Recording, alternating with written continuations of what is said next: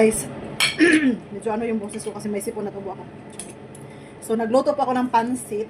Ayan po, pansit. Katatapos ko lang magluto kasi kumain na sila.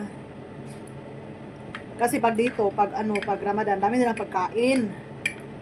So, tayo naman ng mga Pinay, naghahanap tayo ng na pagkain Pinoy. O, diba? So, ayan, pansit yan.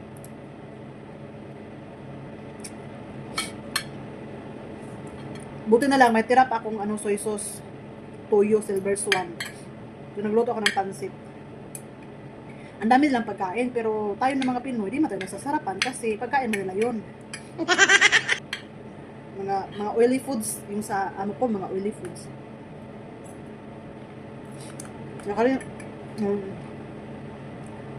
Hindi ako makakahinga sa sipon ko eh.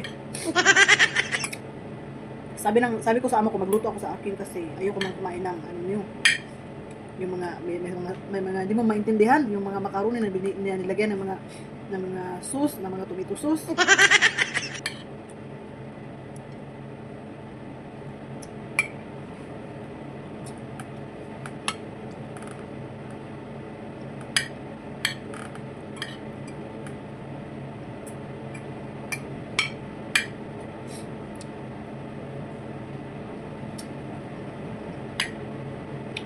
So, ang sarap, nilagay ko yung wala mang cabbage. Ang nilagay ko is lettuce. Para lang ba, para makaluto ng pansit.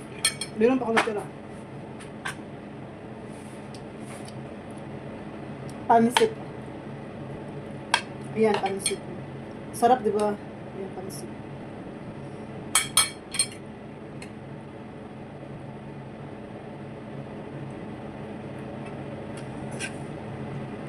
Nilagay ko ng carrots at saka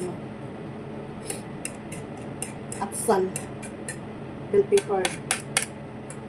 So yan lang, masaya na tayo pag nakakain tayo ng Filipino food.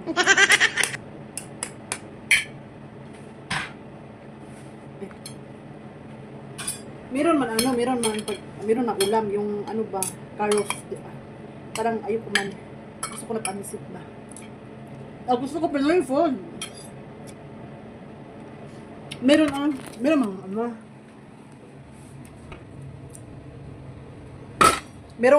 yung karof bal.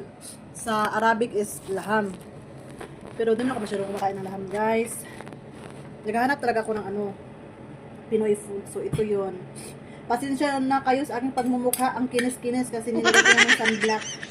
Kasi pa summer na dito, mainit na ba?